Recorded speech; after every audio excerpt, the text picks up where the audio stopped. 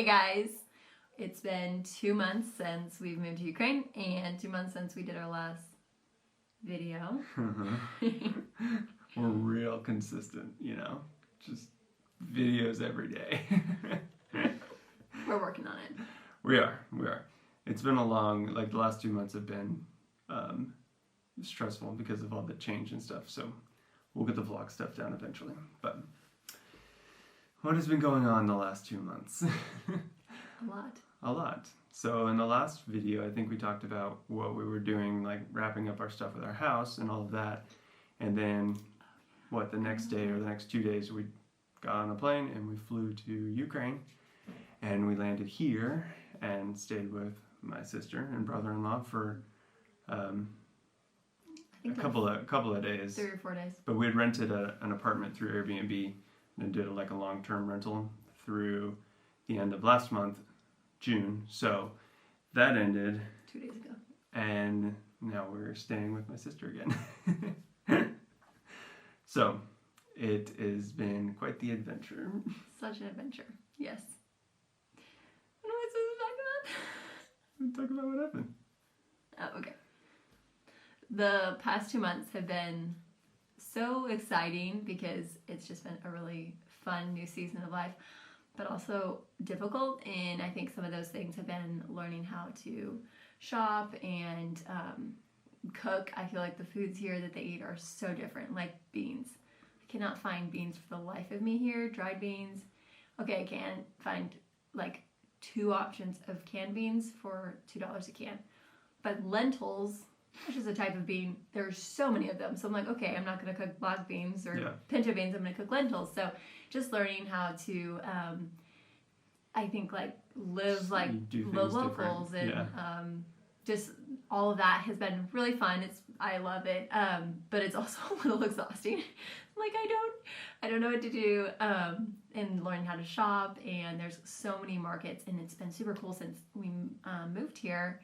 The flowers and the fruit were just starting to ripe, and now it's That's true. the beginning of July, and so it's been super cool to see some of the flowers, these flowers lasted 2 weeks, and then these flowers lasted 2 weeks, and there's just so many patterns in the seasons, and that's been really neat to watch here because it's so organic, and the flowers that are for sale on the streets are what's growing that week. It's not like it's been imported from anywhere else. And the same thing with the fruits.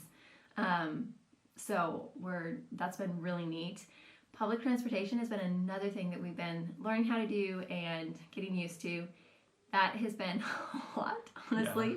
I think that was one of the biggest things that has stressed me out when we were doing it. I don't think I've ever had anxiety in my life until I tried to ride on the bus. Until you get on a bus and a man's yelling at you in Russian saying, "Where's the money? Where do you want to go?" And you're like, "I don't know." I think that particular instance too, he didn't have good vision because I kept trying to help show him with Google Translate, and he was I was and they're in a hurry, and people are like, "What are we doing?" So yeah, it can be very stressful, especially. We don't know. And then so for buses, different depending on how long you're going to stay on the bus, it's a different price. So if you don't know where you're going, then and you don't know how much you're going to pay. So all of that has been a lot, but I feel like after 2 months, we definitely are getting the hang of that done. I rode the bus all by myself the other day, and I was very proud of myself. There you go. Yeah. That's an accomplishment. It was big. We don't have, and in San Antonio, there's bus systems, but it's not super common to ride on the buses. Mm-hmm. Most people have a car, and so you just kind of drive wherever you want to go. And so it's different coming to a country and a city where more people ride the public transportation than they have cars. And we don't have a car, so it's we just have to figure out what people who live here do and try and do that. And so it's a learning curve after we've come off of months of learning curves trying to figure out all of our house situation and stuff. So that made the first month especially stressful. But in the second month, I felt it was not too bad, right? Yeah, it wasn't too bad. We kind of got the hang of it, and I still feel like there's tons of learning curves because we don't know Russian or Ukrainian. We know some words. Oh, just a few. Mostly we say them and they laugh at us because we're probably not saying it right, but we're trying. I think here with the language, what I've realized is so specifically in Ukraine, they are very proud to be Ukrainian and they don't really want to speak Russian. So they would rather, at least the younger generation would rather speak in Ukrainian, and they sometimes, in our experience, have gotten offended when we try to speak Russian. But then the older generation doesn't speak Ukrainian, they only speak Russian, and they want us to speak like Russian, not Ukrainian, because there's been sometimes we've learned different phrases in both of the different languages. And so honestly, it's just easier to speak English. And then they're like, okay, you speak English, whatever. Like we're to use hand signals or whatever to figure this out instead of like offending them and making them upset that we're using the wrong language that they don't prefer. So it's been interesting. Ukraine, I mean, up until 30 years ago was a part of the Soviet Union. So the Russian was their main language. That's what everybody spoke. And that's what all the street signs and everything was in Russian.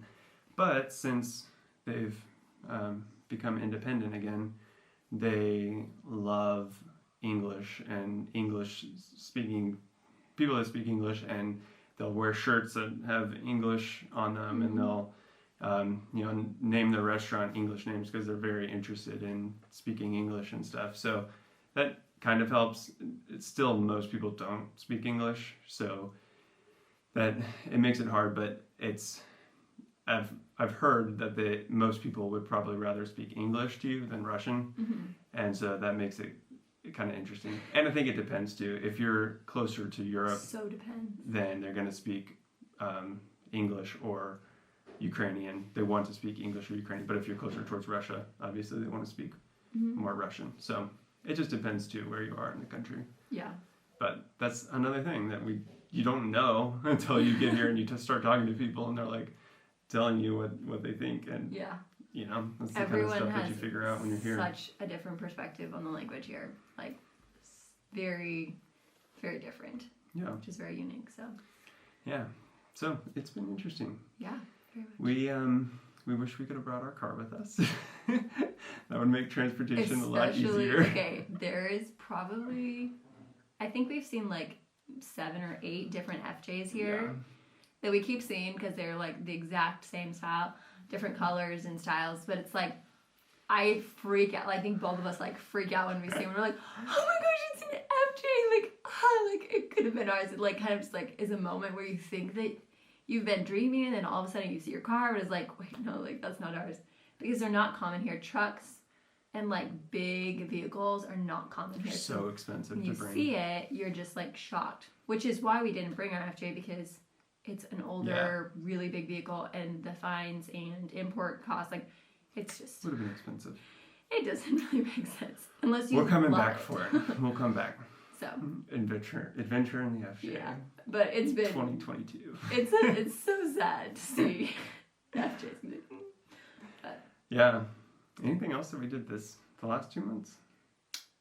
It's been an adventure. We were helping out with videography and photography at English camps that were hosted by a sports academy here that our sister and her husband help out with and are missionaries for. So that was actually really cool. I really, really enjoyed getting to like talk with other Americans and just people who spoke English, because there was a ton of volunteers that came from all over the world, honestly. But they spoke English, and so it was really sweet for me just to like have like new friends that I could talk with. I was like, this is so nice. I feel like you're a bit of an introvert, but I'm very much an extrovert, and it's very hard for me to be home alone by myself. Oh yeah. It's mostly been torture. I'm like, I'll just stay home. It's okay. You go on. Yeah. I'll hide in this little cave.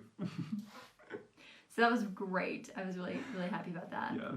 That was such a blessing for me. That was fun. What else? I think the next thing is our visa situation. So you talked to a lawyer about, a Ukrainian lawyer, about getting a visa, or I guess... A visa in short-term residency. Yeah, so to be able to stay longer than 90 days, which we kind of knew coming into. We're like, well, we're not going to be able to stay longer than 90 days. So we'll figure out if we can stay longer. But that also is, it was pretty expensive. So, and we're not, I don't know, it only lasts about a year, and you can be in Ukraine for 6 months out of 12 anyways. So it's like you pay a lot of money for another 6 months to stay. It's kind of like, I'd rather see other places than just stay here. So we're going to go somewhere else this week, hopefully.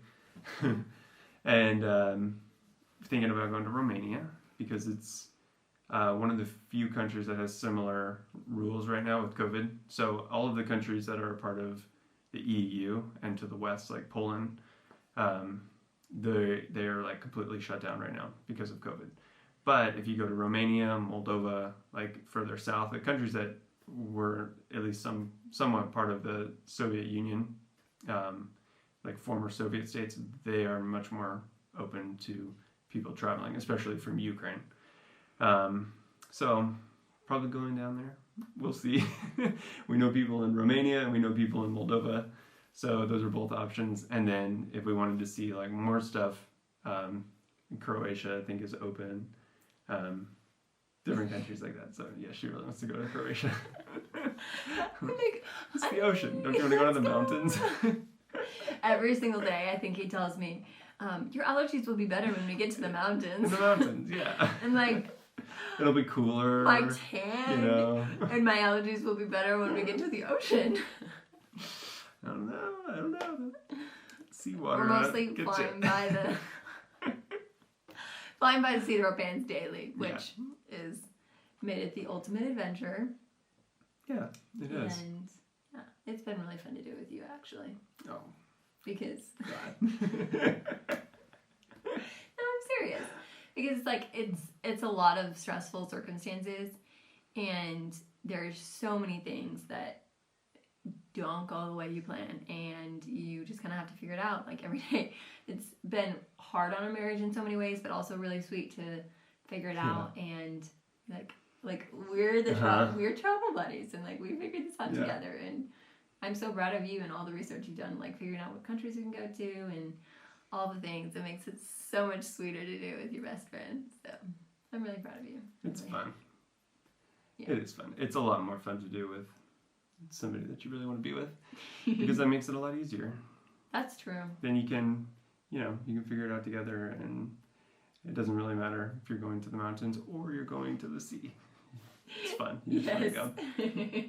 But it is, I mean, we're both procrastinators, so we don't quite, figure out what we're going to do months in advance. It's just not our style. That's so true. we figure it out when we are, whatever the last, like, we need to figure this out by this date. Like, we'll figure it out by that date. But not too much further in advance. So so we're still figuring it out. Yes, we are. It's so true. So, Romania or Croatia. Or who knows? Maybe we'll go to Belarus. We'll figure it out in a few days. You're funny. It's true. Oh my goodness. I'm not It makes it interesting. necessarily sure that I'm proud of our late planning. It makes it, I think, kind of difficult, but it's definitely our style. So yeah. And it's the way it's working, and we're getting to travel and be together. It's true. So it's working. We've done enough planning in our life to get here, so yeah. I guess we're not the worst people on earth. I don't think I was saying that at all. Oh, we could say, so our job situation is kind of interesting. Do you want to talk about that at all? No.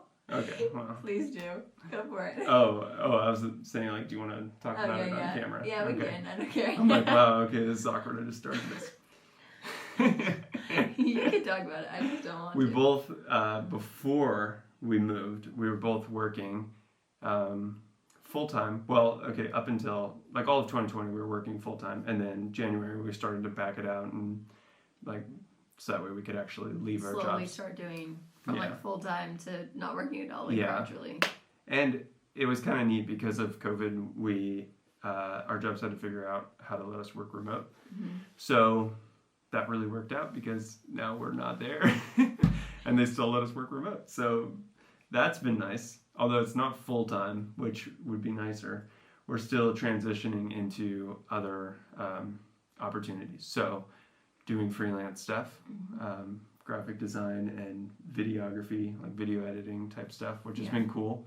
I have not done, I've done a little bit of freelance, but this is like much more legit and like trying to find jobs with people Jumping that, in it's all like, the way. it's different than doing work for friends and family. It's like, okay, that's one thing, but like doing work, like freelance work for total strangers who you've never met them before and they have a certain standard and you're like trying to meet expectations and stuff. So I think it's just been a little interesting because with COVID, all the online jobs became very like hot jobs. Like everybody wanted that.